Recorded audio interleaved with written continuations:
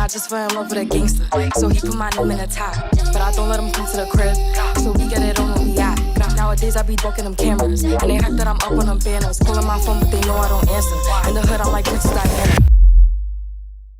Halo semuanya, selamat datang di Nevermore.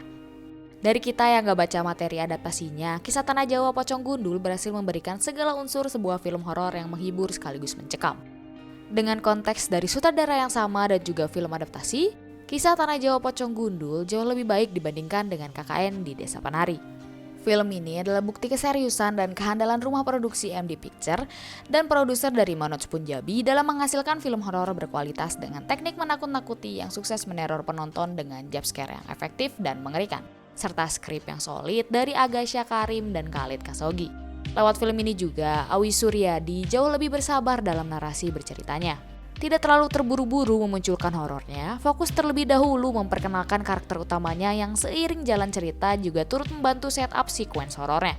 Diangkat dari pengalaman nyata seorang pakar retrokognisi, Om Hao, yang menjadi karakter utama beserta partnernya yaitu Rida dalam menelusuri kasus hilangnya seorang gadis. Duet Hao yang diperankan oleh Deva Mahendra dan Rida yang diperankan oleh Della Dartian harus berhadapan dengan pocong gundul yang kejam, sadis, dan meminta tumbal.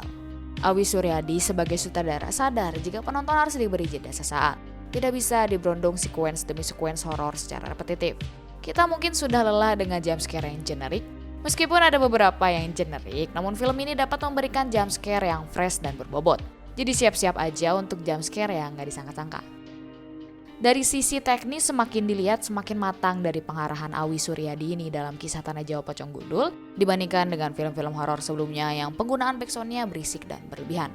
Dialog campuran antara bahasa Indonesia dan bahasa Jawa juga terasa grounded, sehingga penonton juga nggak bakalan dikasih dialog yang cringe dan klise seperti kebanyakan film horor.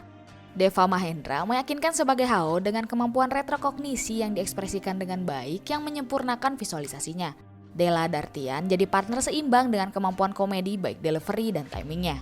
Dinamika antara Hao dan Rida sangat menarik untuk ditonton kelanjutan petualangannya. Sementara Iwake kembali menampilkan akting antagonis yang effortless dengan olah gerak dan olah ekspresi bengis tanpa perlu banyak dialog.